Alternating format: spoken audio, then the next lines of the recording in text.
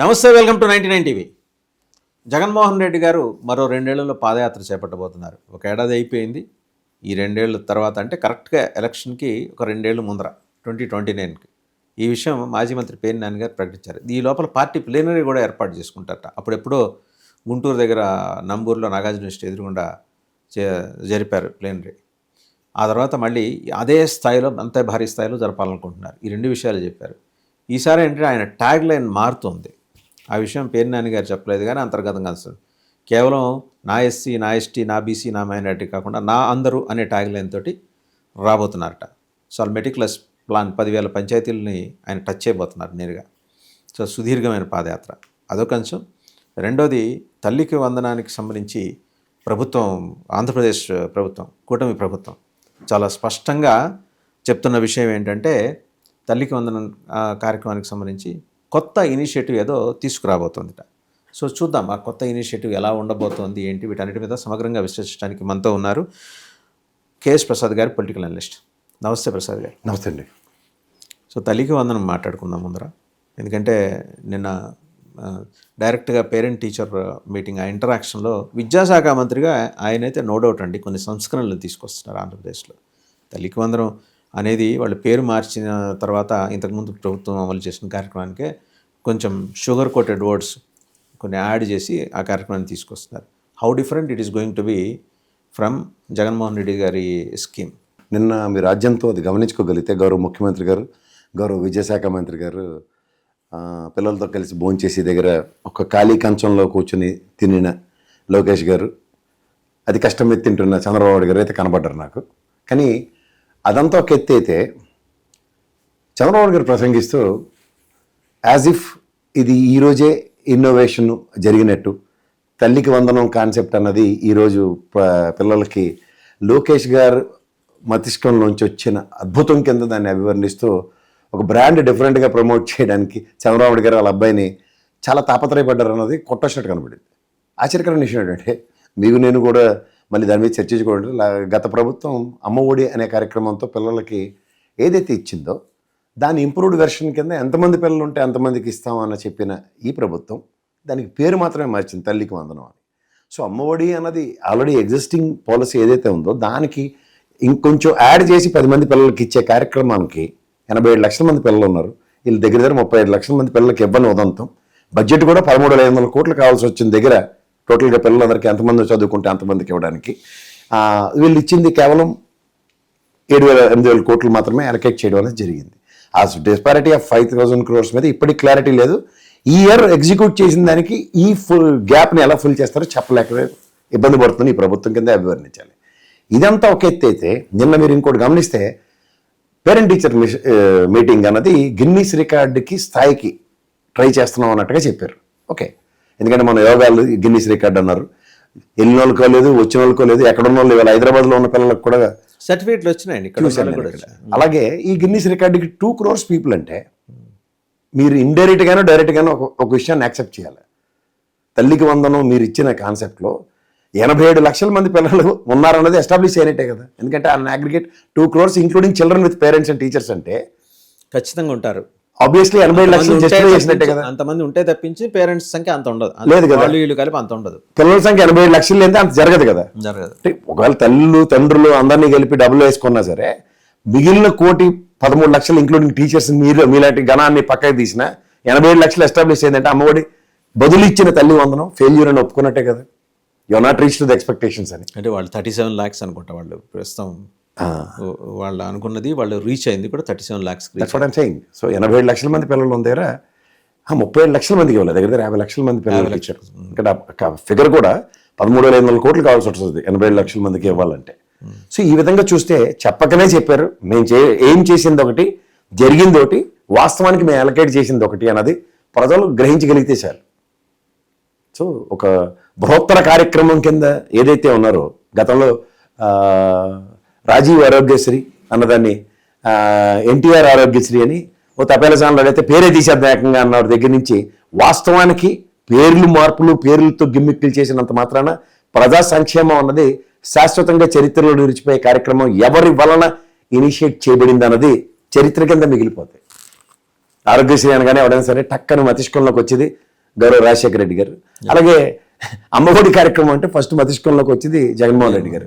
దాన్ని మీరు ఎంత ప్రయత్నించి తల్లికి వందనం కింద పరిభ్రమించేలా చేసి దాని పర్యవసానం ఇదంతా లోకేష్ గారు అని అపంశుభం తెలియని చిన్నపిల్లలను నమ్మించొచ్చేమో, కానీ వాస్తవానికి దగ్గరగా ఉన్న వాళ్ళు ఎవరు చూసినా సరే ఏ విధంగా ఉంటుంది అన్నది మాత్రం గ్రహించగలుగుతారు. రెండో అంశం సార్, ఇప్పుడు ఆయన జగన్మోహన్ రెడ్డి గారు ఒక 2 ఏళ్ల తర్వాత పాదయాత్ర చేపట్టబోతున్నారు. ఈ లోపల ప్లేన్ రే చేసుకుంటారు, పార్టీ ప్లేన్ రే చేసుకుంటారు. ప్లేన్ రేలో ఇంకా ఆయన విధి విధానాల ప్రకటన అయితే ఉండబోతుంది. ఈసారి ఏంటంటే చాలా మెటిక్యులస్గా, కేవలం ఈ doesn't want to confine himself to those 4 sections, SC ST BC minority కాకుండా నా అందరూ, అంటే ఒక అపోహ వెళ్ళిపోయింది జనాల్లోకి, ఓహో ఈయన ప్రభుత్వం కేవలం వీళ్ళని మాత్రమే పరిగణలోకి తీసుకుంటుంది అని. లేదు, అందరూ ఉన్నారు. ఆ అపోహని చెరిపేయటం కోసం and his commitment for the sections, under privileged sections ఉన్నాయి, కొన్ని అప్రెస్డ్ సెక్షన్స్ ఉన్నాయి, వాళ్ళు ఏ కులం మతం ప్రాంతం అయినా సరే వీళ్ళందరినీ కూడా పరిగణలోకి తీసుకొని నేను ముందరకే వెళ్ళాలనుకుంటున్నారు, ఈసారి ఎగ్జిక్యూట్ చేయాలనుకుంటున్నాను ప్రభుత్వంలోకి వచ్చిన తర్వాత అనేది చెప్పబోతున్నారట. ఇందులో అంత పెద్ద రాకెట్ సైన్స్ ఏం లేదు సార్. ఎందుకంటే ఆయన స్లోగన్ బై ద టైం 2010 అనుకుంటారు, ఆయన పార్టీ స్టార్ట్ చేసినప్పుడు ఆయన ఇచ్చిన స్లోగనే జనమే జగన్, జగనే జనం. ఈ స్లోగన్తోనే ఆయన స్టార్ట్ చేశారు. ఈ మధ్యలో ఈ ఐపాక్ అనే తెలివి తక్కువ వెధవలు అండ్ తెల్లవారుజామున ఒక బుర్ర తక్కువ వెధవాడు ఉండేవాడు సజెషన్లు ఇచ్చి మొత్తం కోర్టువాడు మొమెంట్ లేకుండా చెప్పొచ్చు ఆ విషయం. ఇప్పటికి కూడా వైఎస్ఆర్సీపీ గ్రహించలేకపోతే ఆ ట్రాప్లో జగన్మోహన్ రెడ్డి గారిని దించి చేసిన ఒక బుర్ర తక్కువ విన్యాసం ఏంటంటే, అంటే ఐ మీన్ టు సే, ఆయన ఒక సంక్షేమం అన్నది ఎప్పుడైనా సరే మీరు ఒక లార్జర్ ప్రాస్పెక్ట్లో చూసుకోగలిగితే ఎప్పుడైనా సరే ఒక ఎస్సీ ఎస్టీ సెగ్మెంట్స్లోను సమ్ సెట్ ఆఫ్ బీసీ అలాంటి వాళ్ళకి మాత్రమే అప్లిఫ్ట్మెంట్ కోసం. ఎందుకంటే బీసీలో చాలా వెనకబడిన కులాలు ఉన్నాయి. మనం ఎవరైనా తాపత్రయపడేది 103 ఉన్నాయి సార్ బీసీ కులాలు. అదే చెప్తున్నాను. ఇప్పుడు మన సమాజంలో సమసమాజ నిర్మాణానికి అందరూ సమానం అవ్వాలంటే కొన్ని కులాలను కానీ కొన్ని మతాలను కానీ వాళ్ళలో పడుతున్న మానసిక సంఘర్షణలను అప్లిఫ్ట్మెంట్ చేస్తేనే కానీ మనం శాశ్వతంగా రాజ్యాంగ ఫలాలను అందరూ అనుభవించేలా చేయలేము అన్న దాంట్లో ఈ రిజర్వేషన్ కాన్సెప్ట్ 1947లో స్వతంత్రం వచ్చిన కాడి నుంచి స్పాన్ ఆఫ్ నో టైం నుంచి ఇంప్లిమెంట్ చేస్తాం. ఇది ఈ రోజుకి కూడా కంటిన్యూ అవుతుంది దగ్గర చెప్పొచ్చు, నా ఎస్సీ నా బీసీ నా ఎస్టీలు అన్న దగ్గర. కానీ దీని repercussions and consequences if I'm not wrong మొత్తం ఒక మేజర్ సెగ్మెంట్స్లో, అంటే నేను కూడా ఒక పచ్చిగాను ప్రాక్టికల్గాను మాడతాం కాబట్టి నేను విషయం చెప్తున్నాను. ఇప్పుడు ఊర్లో ఆవిడ ఏం చెప్పినా సరే చౌదరి గారు లేకపోతే రెడ్డి గారు లేకపోతే నాయుడు గారు ఆ కాన్సెప్ట్లో డ్రైవ్ అయ్యే దగ్గర ఎప్పుడైతే వీళ్ళ అప్లిఫ్ట్మెంట్ కార్యక్రమంలో ఇప్పుడు చూడండి, ఆయన ఏమి కాకుండా మడకసీర ఒకటి ఇలాంటివి కొన్ని ఎక్స్పెరిమెంట్లో ఏమీ కాకుండా టకటకమని out of the box candidates తీసుకొచ్చి ఇచ్చారు. ఆయన ఒక టిప్పర్ డ్రైవర్కి టికెట్ ఇచ్చాడు. That's what I'm saying. ఇక్కడ మీకు క్షేత్రస్థాయిలో ఇప్పుడు ఒక ఉదాహరణకు ఒక నాయకుడు కన్సెన్సస్తో ఇవ్వచ్చు, remaining set of people acceptance అన్న దగ్గర ఎట్లాంటివి ఉన్నవి ఆ ఎక్స్పెరిమెంట్లు ఫెయిల్ అయ్యాయి. కంపారిటివ్ తెలుగుదేశం ఒకటి గమనించగలిగితే ద గ్రూమ్డ్, ఇప్పుడు ఆయన కొత్తలో ఉంటాడు యువకుడు, అధికార ప్రతినిధి స్థాయి నుంచి మడకసీర గెలిచాడు అనుకుంటాను అతను. Yes, the way has groom, party has groomed. కానీ ఇక్కడ పార్టీ గ్రూమ్ చేయకుండా అన్న దగ్గర కన్నా, అంటే నేను అంటుంది ఏంటంటే అవకాశాలు పార్టీ పరంగా కల్పించకుండా అవుట్ ఆఫ్ బాక్స్ తీసుకొచ్చి ఇచ్చే క్యాండిడేట్లకి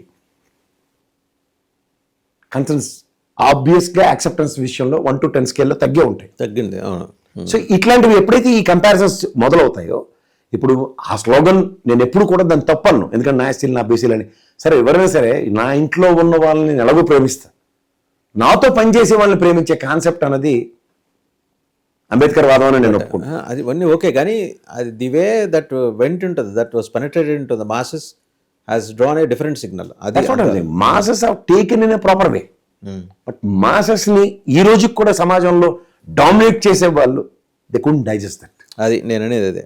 మీరు ప్రధానికి ఈ రాయలసీమలో మొత్తం రెడ్డి సామాజిక వర్గం ఫుల్ అనిపించారు. They have disowned Jaganmohan Reddy sudden గా. ఇప్పుడు కాన్సెప్ట్ ఓరియంటెడ్ లో నేను ఎప్పుడైనా ఒకటే చెప్తా, నా వర్డ్స్ చాలా వరకు రిపీట్ అవుతూనే ఉంటాయి. కాన్సెప్ట్ ఓరియంటెడ్ ఇలాంటివి. కాన్సెప్ట్ ఓరియంటేషన్స్ లో నెగ్లిజెన్స్ అండ్ ఇగ్నోరెన్స్ రెండు which he's paid penalty for the respect. ఇప్పుడు మన ఇంట్లోనే చూడు, చిన్నప్పుడు మన ఒక బాబు పాప ఉంటారు ఇంట్లో, సడన్ గా వాళ్ళలో వచ్చే ఫ్రిక్షన్ మీరు గమనిస్తూ ఉంటారా? మీరు పాపను గట్టిగా దగ్గర చేశారు అనుకోండి, వీడు అడుగుతాడు. అదే వీడిని తీసుకురండి, అది చూపించే గిమ్మిక్లు వేరేగా ఉంటాయి. సో ఇది మన కుటుంబంలోనే మనలోనే ఉన్నప్పుడు సమాజంలో అసలు యూ కాంట్ ఈవెన్ ఇమాజిన్.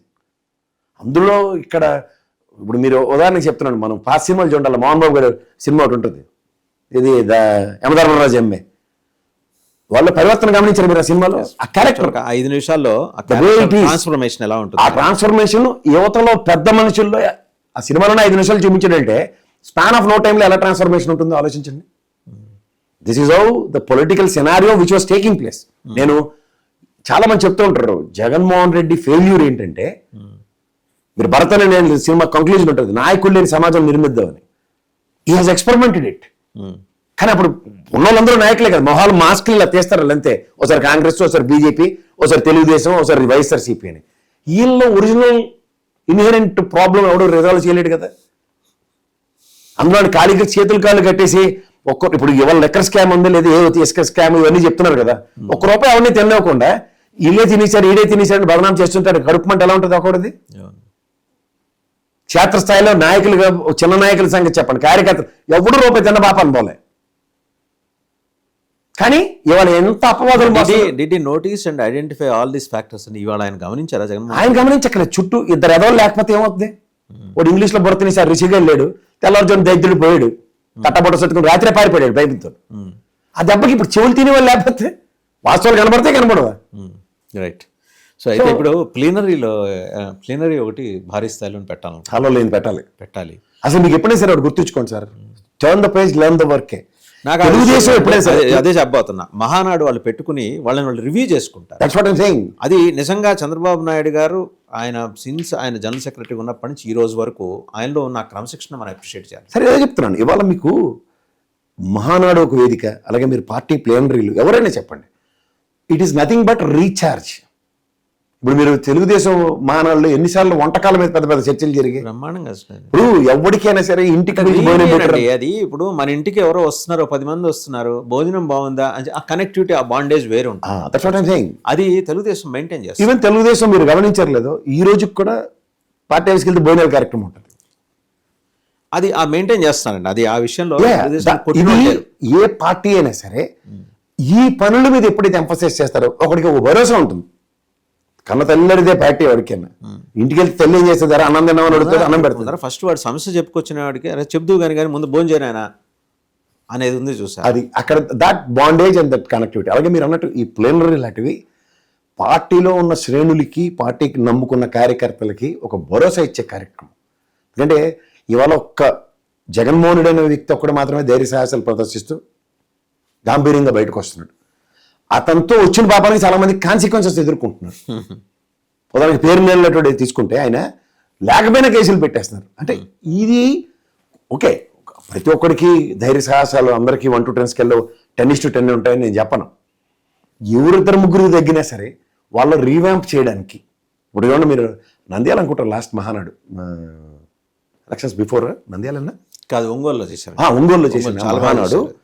మీరు ఈ రోజు జగన్మోహన్ రెడ్డి గారికి ఎలా తరలు వచ్చారో అలా స్వచ్ఛందంగా తరలు వచ్చారు, వాలంటరీగా వచ్చారు జనాలు. ఆ రోజు కూడా బస్సులు ఇవన్నీ కొన్ని ఇబ్బందులుగా సిచ్యువేషన్స్ ఉన్నప్పుడు వాలంటీర్ దెమ్సెల్ఫ్. సో ఈ స్వచ్ఛందంగా వచ్చినప్పుడు ఏమవుతుందంటే అవతరోడికి కూడా వీళ్ళు ఇప్పుడు చూడండి జగన్మోహన్ రెడ్డి యాత్రలో ఎక్కడైనా సరే ద వే దే రెసిప్రొకేటింగ్, ప్రజలు ఎలా తిరిగి వస్తున్నారు అన్నది ఎప్పుడైతే కనబడుతూ ఉంటుందో, యాక్టివిటీకి ఎప్పుడైనా సరే పిలుపు కన్నా ముందు ప్రతిస్పందించే గుణం ఉందా లేదా అన్నది ఎదురు చూస్తుంటారు.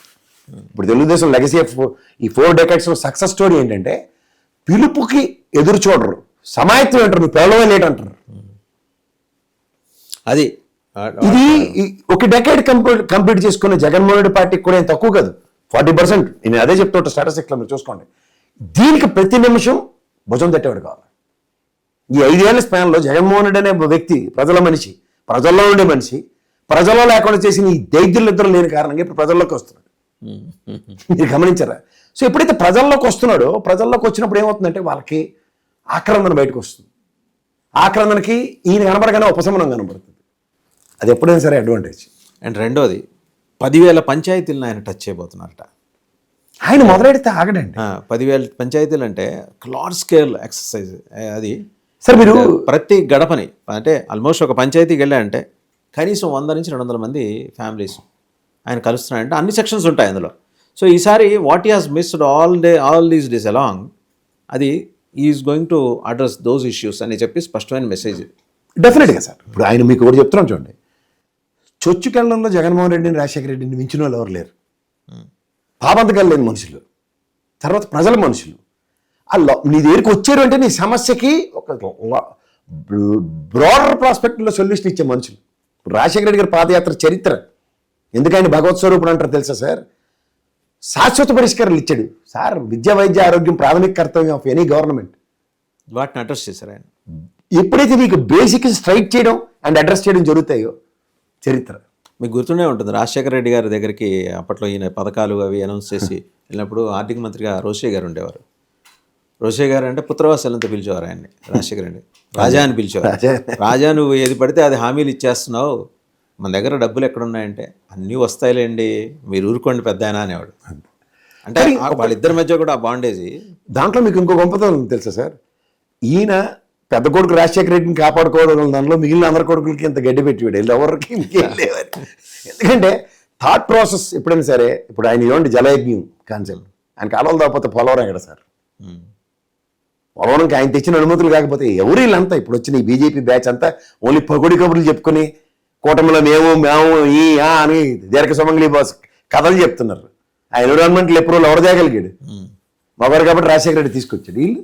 సో ఇవన్నీ కంపారిజన్స్ అందరికీ ఉన్నాయి సార్, తెలుసు. కానీ వెయిట్ చేయడానికి శాశ్వత పరిష్కారం ఇప్పుడు వీళ్ళు చెప్పినంత సులువు కాదు కదా.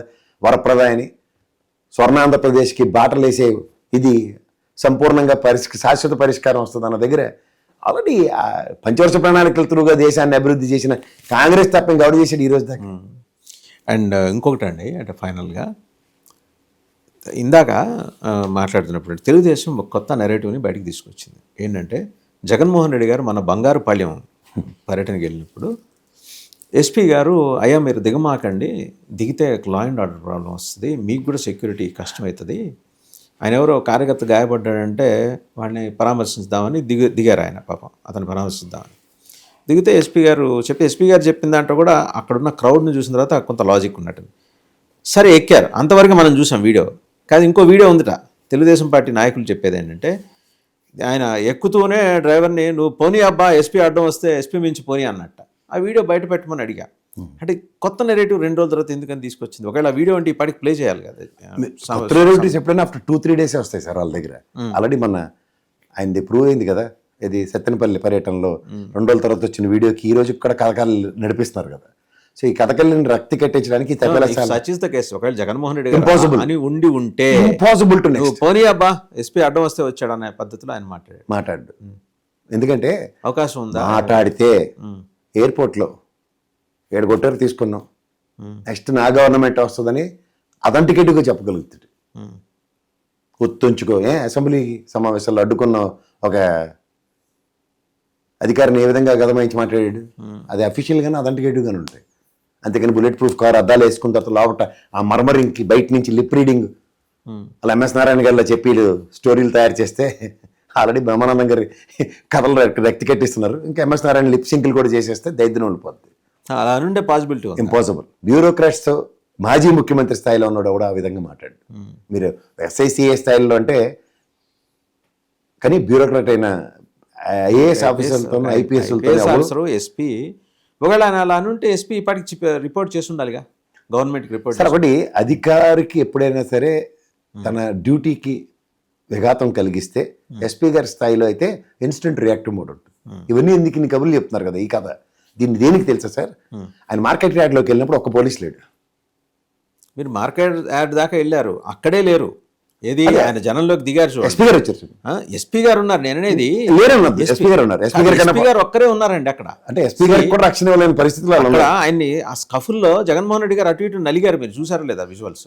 మీరు మార్కెట్లో అసలు పోలీస్ అని లేకుండా జెడ్ ప్లస్ వాడికి 54 నుంచి 58 మంది టెరిటరీలో లేకుండా హౌ ప్రాక్టికల్లీ అంటే జెడ్ ప్లస్ ఆంధ్రప్రదేశ్ ప్రభుత్వం నుంచి ఆయనకి వస్తుందో లేదా అంటే హైకోర్టు చెప్పేదాకా ఇవ్వకపోవచ్చు. అది వేరే సంగతి సార్. ఎగ్జిస్టింగ్ జెడ్ ప్లస్కి వాట్ ఈస్ ద బేసిక్స్?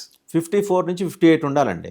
అది ఏదో అంటారు పర్టికులర్గా సాంకేతిక పదజాలం ఉంటుంది, అంతవరకు ఉండాలి, ఆ సంఖ్య ఉండాలి. కానీ ఆయనకు 16 నుంచి step down from the vehicle అప్పటి నుంచి ఆయన్ని కార్డన్ చేసి ఉండాలి. మామూలుగా మన ఎన్ఎస్జీ ఉంటారు, చంద్రబాబు నాయుడు గారి దగ్గర ఎన్ఎస్జీ ఉంటారు. ఎన్ఎస్జీ చాలా మెటిక్యులస్గా ఉంటారు వాళ్ళు. ఎవరినైనా ఈవెన్ ఒకవేళ లోకేష్ గారు వచ్చినా కూడా చాలా మర్యాదగా చెప్తారు, మీరు దూరంగా ఉండండి అని చెప్తారు. ఎనర్జీ అంత ఖచ్చితంగా ఉంటారు. అండ్ ఈ వీళ్ళు కూడా జెడ్ ప్లస్లో కూడా నియమితులయ్యే సిబ్బంది కూడా అలాగే ఉండాలి. అసలు మనుషులే అక్కడ స్పెషల్ పోలీసే అక్కడ కనపడలే ఎక్కడ. మరి ఎందుకని అంటే ఉండాల్సిన 16-18 మంది కూడా లేరా, లేకపోతే వాళ్ళు ఎక్కడో వెనకాల చిక్కుపోయారు వాళ్ళు కూడా? చిక్కుపోయే పరిస్థితి వాళ్ళకే ఉందంటే ఈయన పరిస్థితి ఏంటనేది ఒకసారి ఎస్టాబ్లిష్ చేయండి.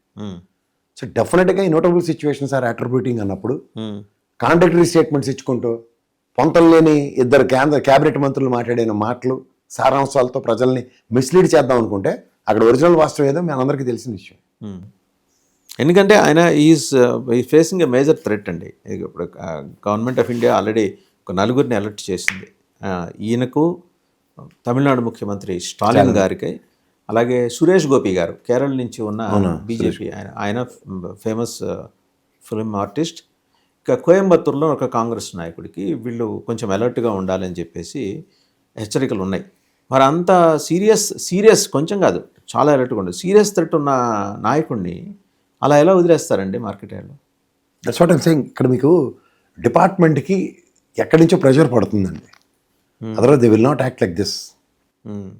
ఆ ఇమ్మెన్స్ ప్రెషర్ని విత్స్టాండ్ చేసుకోలేకే ఈ నిస్సహాయ స్థితిని మళ్ళీ వాళ్ళతో చర్చించేలాంటి దౌర్భాగ్య స్థితిని క్రియేట్ చేసుకుంటున్నారు, విచ్ ఇస్ కాంట్రడిక్షన్. ఎందుకంటే 54 నుంచి 58 మంది జెడ్+ దగ్గర వై అన్నది బేసిక్కే ఆన్సర్ చేయకపోతే, అంటే పులివెందుల ఎమ్మెల్యే కదా, ఆయనకు అంతకుమించి అనవసరం అనే పద్ధతిలో అచ్చెన్నాయుడు గారు మాట్లాడారు. నేను I'm not denying that. This is the sentences which are giving by respect to cabinet అనుకోండి, అయితే రెస్పెక్ట్ టు ముఖ్యమంత్రి గారు అనుకోండి. ఆయన ఇప్పటిదాకైతే మాట్లాడలేదు, ముఖ్యమంత్రి గారు మాట్లాడారు, అచ్చెన్నాయుడు మాట్లాడారు. సరే, ఇది మీరు క్యాబినెట్ పరంగా ఆ రోజు ఉప ముఖ్యమంత్రి గారు కూడా జింబాబ్వే వెళ్ళండి, లేదంటే సౌత్ ఆఫ్రికా వెళ్ళండి వస్తాయి, అలాంటివి నేను విన్నా. But where it comes to the duties deliverables by respect to police department, deliverables are totally fail. End of the day పొరపాటు ఏదైనా గ్రహపాటు ఉంటే ఎక్కడ తీసుకుంటారు బ్లేమ్ వాళ్ళు? Can they imagine the disciplinary actions how will be? Serious concern sir. ఇక్కడ మామూలు threat కాదు ఆయన పోస్ట్ చేస్తుంది. మీకు జస్ట్ ఒక సిమిలారిటీ ఇక్కడ మీకు రాజీవ్ గాంధీ అసాసినేషన్ అప్పుడు ఆయన శ్రీపెరంబదూరులో దిగినప్పుడు ఆయన చుట్టుముట్టిన మాసెస్, మీరు ఆ విజువల్ని ఒకసారి రికలెక్ట్ చేసుకోండి. అవునండి, అవును. సిమిలర్ బంగారపాలెంలో కనిపించింది. అసలు బంగారపాలెంలో కాంట్ ఈవెన్ ప్రిడిక్ట్. అసలు నేనే ఆశ్చర్యపోయాను. ఒత్తిడి ఏంటి, ఇదేంటి అంత సిమిలర్ కనిపించినప్పుడు ఒక్కసారి ఆ విజువల్ అప్పటి సంఘటన గుర్తొస్తుంది. ఆ పాతవి కనుక మనం ఉంటే చూసుకుంటే ఆ సంఘటన గుర్తొస్తుంది. నాకు అంతకన్నా ఏంటంటే, ఇప్పుడు ఎస్పీ గారు ఎప్పుడైతే the moment the way he reacted, Jagan గారు మీరు దిగొద్దని చెప్పిన దగ్గర I was expected very hugely. ఎందుకంటే ఈసారి చాలా బ్రహ్మాండ ప్రొటెక్షన్ ఉంటుంది పోలీస్ పరంగా, రోప్ పార్టీ అవన్నీ అనుకున్నాను. But span of no time ఆయన మటుకు ఆయన పాపం కమిటెడ్గా అలా నిలబడి చేశారు. సార్ ఆయన విషయంలో నేను మళ్ళీ చెప్తున్నాను, చాలా కమిషన్ ఇనీషియల్ హిక్అప్స్ ఆయన అడ్రస్ చేసాడు. One should respect him. ఎందుకంటే ఆయన దిగ్గ జనాల్లోకి వెళ్ళి ఇక్కడ మార్కెట్ యార్డ్లో జరిగిన అప్పటికే ఆయన క్రష్ అయ్యి ఆయన అడ్రస్ చేశారు, చాలా అద్భుతంగా చేశారు. ఆయన వరకు మనకు ఎక్కడ ఫైన్ ఫాల్ట్ చేయాల్సింది. బట్ సబ్సిక్వెంట్ డెలిగేషన్ దగ్గర మాత్రం in market yard no way. So next అండి, ఇంకోటి మనం చూసాం క్యాబినెట్ మీటింగ్లో 2-3 అంశాల మీద ముఖ్యమంత్రి గారు సీరియస్ అయ్యారు. ఒకటి గుంటూరులో పేకాట క్లబ్బులు, అది గుంటూరు జిల్లాలో మరి ఎవరో ఒక మంది అనంతపూర్ ప్యాకెట్ క్లబ్లు మర్చిపోయారా? ఉండాయేమో, అది కూడా ఉన్నాయేమో. అనంతపూర్లో ఆయన డైరెక్ట్గా ఎమ్మెల్యే గారు, కొత్త ఎమ్మెల్యే గారు క్లబ్బులకు లైసెన్స్లు అన్నట్టుగా ఏం పర్లేదు మందే కానీ అన్నట్టుగా చెప్పారు. సో అక్కడ ఒకటి చోట, తర్వాత అండ్ లిక్కర్ విషయాల్లో ఇప్పటి వరకు మీరు చూస్తూ వచ్చిన ముఖ్యమంత్రి వేరు. నేను అనవసరంగా నన్ను ఇన్స్టిగేట్ చేసి 95 నాటి చంద్రబాబు లాగా మారటానికి మీరు ప్రయత్నిస్తే రిపర్కషన్స్ చాలా తీవ్రంగా ఉంటాయని చెప్పి ఫైనల్ వార్నింగ్ ఇచ్చాడండి. ఇన్నాళ్ళు ఊరుకున్నాడు, ఏ మాటకు ఆ మాట ఆయన. ఐఎమ్ సారీ టు సే, నేను అంటే విత్ డ్యూ రెస్పెక్ట్స్ అని చంద్రబాబు నాయుడు గారు, 95 చంద్రబాబు నాయుడు గారు నాకు బాగా తెలుసు. నేను అక్కడి నుంచి ఆయన మీద ప్రభావితమైన వ్యక్తిని కూడా. నేను మోమాట లేకుండా చెప్తున్నా, ప్రతిసారి నేను లేస్తే మనిషిని కాదన్న మాటకి కన్ఫైన్ అయినట్టుగా 4 సార్లు చెప్తున్నారు ఇప్పటికీ. అది లేదు, ఈసారి కొంచెం నో వే, మీరు రాసుకోండి, నేను చెప్తున్నా, మీరు ఎక్కడ గమనించలేరు అది.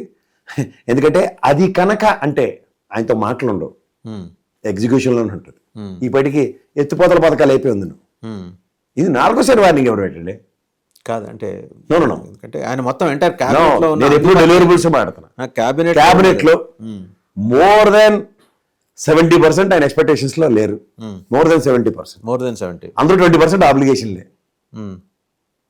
రిమైనింగ్ 30లో 10% ఆబ్లిగేషన్స్. వాళ్ళని ఆన్లైన్ పరిస్థితి అంటారు. ఆబ్లిగేషన్స్ దానికి ఏదైనా పేర్లు పెట్టండి. అంటే 90% చంద్రబాబు గారి ఎక్స్పెక్టేషన్స్ లేరు. లేకపోతే ఆయన క్యాబినెట్లో ఆ విధంగా మాట్లాడడం డెఫినెట్గా ఫ్రస్ట్రేట్ అవుతున్నాడు ఆయన. అంటే ఆయన ఎక్స్పెక్ట్ చేసిన దాంట్లో కనీసం 40% రీచ్ అయినా ఏం పట్టించుకోరు. 10% కూడా లేదు. లేనప్పుడు మరి ఆయన పొంతంలో లేని పనులు.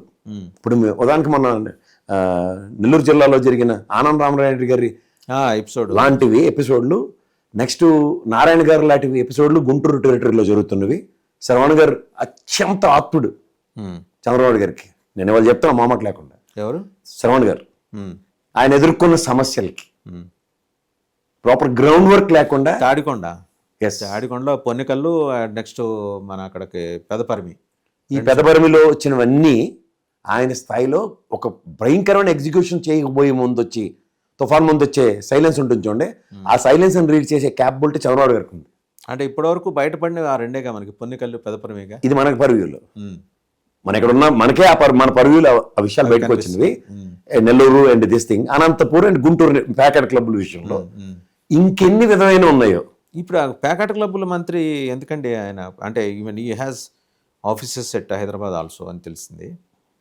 ఆయన ఎందుకని ఉపేక్షిస్తున్నారు? నేను ఇందాక చెప్పిన ఆబ్లిగేషన్ బ్యాచ్లో ఉన్నారు. ఆబ్లిగేషన్ ఎక్కడ, ఎటువైపు నుంచి ఆబ్లిగేషన్? ఏదైనా అవునండి సార్, వైఆర్ వెయిటింగ్. 4 రోజులు అయితే అన్ని కథలు బయటకు వస్తాయి. లేదా ఆయన బీసీ కులాలకు చెందినాడు కాబట్టి ఆయన ఏమన్నా ఒక సెక్షన్ ఆఫ్ మీడియా టార్గెట్ చేస్తుందా వాంటెడ్గా? ఏది నిజం ఇందులో? మీడియా టార్గెట్ చేసే అంత సీన్ ఉండదు వాళ్ళ దగ్గర. అంట్లన్ దెన్ ఇంకోడెవడో జీతం ఇచ్చేవాడు ఎవడో ప్రొవోకేట్ చేస్తే తప్ప. అక్కడ సగం మందికి జీతాలు వేరే దగ్గర నుంచి వస్తాయి తెలుసా మీకు? వాళ్ళు ఇస్తే తప్ప అక్కడ అలాంటి ఇన్వెస్టిగేషన్స్ జరగవు. అలాంటివి చంద్రబాబు నాయుడు గారి ఆర్డినెన్స్లో జరగవు. జరుగుతున్నాయంటే రైట్. ఒకసారి జాతీయ రాజకీయాల్లోకి వెళ్ళామండి ఫైనల్గా. ఇప్పుడు అమిత్ షా గారు రిటైర్మెంట్, 60 ఏళ్ళకి ఆయన రిటైర్మెంట్ ప్రకటిస్తున్నారు. అండ్ రెండోది ఏంటంటే రేపు ఆగస్టు 15 తర్వాత ఒక చేంజ్ ఆఫ్ గాడ్ గనుకుంటే ఎవరు? దేవేంద్ర ఫడ్నవీస్కి ఛాన్స్ ఉందా? ఎందుకంటే నితిన్ గడ్కరీ గారు ఆరోగ్య సమస్యలు రీచ్ ఆయన ఈ హెస్ డినైడ్, నేను టేకప్ చేయబోను అని చెప్పేసి. ఇంకా మరి నాగపూర్ స్కూల్ నుంచి అయితే వాళ్ళ ఓటు దేవేంద్ర ఫడ్నవీస్కే ఇవ్వబోతున్నారని చెప్పేసి. యోగిని పోర్ట్రే చేయడం కష్టం ఒక నేషనల్ లెవెల్లో అనేది. ఎవరికి ఉండే ఛాన్సెస్ ఉన్నాయి? శివరాజ్ సింగ్ చౌహాన్ గారు కూడా అదే ఏజ్ కదా, 70 ఏళ్ళు వచ్చినాయి. 70 అయితే 500 ఏళ్ళు రండి. శివరాజ్ సింగ్ చౌహాన్కి సరిపగ్గాలి. ఎందుకంటే they need something to pacify. ముఖ్యమంత్రి 70కి టెండర్ పెట్టారంటే obviously they need to protect him in a different way. That is the only way. Amit Shah గారు రిటైర్మెంట్ అంటే సంభవం అంటే ఆయన ఇంకా అయిపోయింది, ఇంకా సో ఇనఫ్ చాలా కంట్రిబ్యూట్ చేశాను అనే పద్ధతిలో ఆయన ఉన్నారు. సో మరి BJP needs to find out a choice. ఎందుకంటే మీరు జాగ్రత్తగా గమనిస్తే ఆర్ఎస్ఎస్ స్కూల్ నుంచి వచ్చిన వాళ్ళనే తీసుకుంటున్నారు. రాష్ట్రాల అధ్యక్షులు కూడా చూస్తున్నాం. మాధవ్ గారు ఆర్ఎస్ఎస్ స్కూల్, రామచంద్రరావు గారు తెలంగాణ ఆర్ఎస్ఎస్. సో ఈసారి ఈ పారాషూట్లను ఎవరిని వాళ్ళు ఎంకరేజ్ చేయదలుచుకోవాలి. పారాషూట్లు అందులో ప్రధానమంత్రి స్థాయిలో వాళ్ళు అసలుని ఎంకరేజ్. అండ్ జాతీయ మహిళా బీజేపీ అధ్యక్షురాలిగా పురంధరేశ్వరి గారి పేరు కూడా వినిపించింది. బట్ పాసిబిలిటీ ఉందా? జరగని పని. అలాంటివి మీరు ఊహించుకోకండి. ఆ ఎరా అయిపోయింది. ఇంకా వాళ్ళు ప్రత్యక్ష కథన రంగాల్లోకి దిగున్నారు. నో పారాషూట్స్, ఇంకా no more parachutes. Right sir, thank you Prasad గారు, థ్యాంక్ యూ వెరీ మచ్. చూసాం కదా, అంటే జగన్మోహన్ రెడ్డి గారి పాదయాత్ర ఇంకో 2 ఏళ్ల తర్వాత ప్రారంభం కాబోతుంది. దానికి సంబంధించిన టీజర్ రిలీజ్ చేసే కార్యక్రమంలో మంత్రి పేర్నాని గారు ఉన్నారు. ఒక చిన్న హింట్ ఇచ్చారు, 10,000 పంచాయతీలను ఆయన టచ్ చేయబోతున్నారు.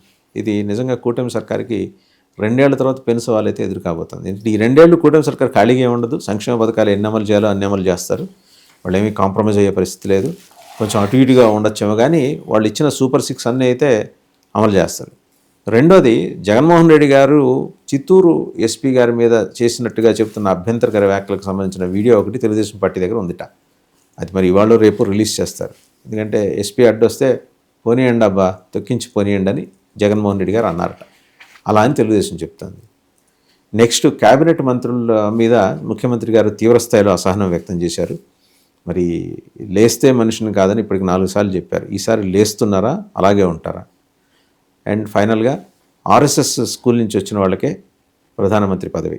మోడీ తర్వాత 3 టర్మ్స్ అయిపోయినాయి కాబట్టి ఇంకా మోడీ గారి వయసు రీత్యా కూడా ఆయన గౌరవప్రదంగా తప్పుకొని కొత్త నీరుకు అవకాశం ఇద్దాం అనుకుంటున్నారు. పాసిబిలిటీ శివరాజ్ సింగ్ చౌహాన్ గారికి ఉంటుందని ప్రసాద్ గారు చెప్తున్నారు. Thank you very much sir.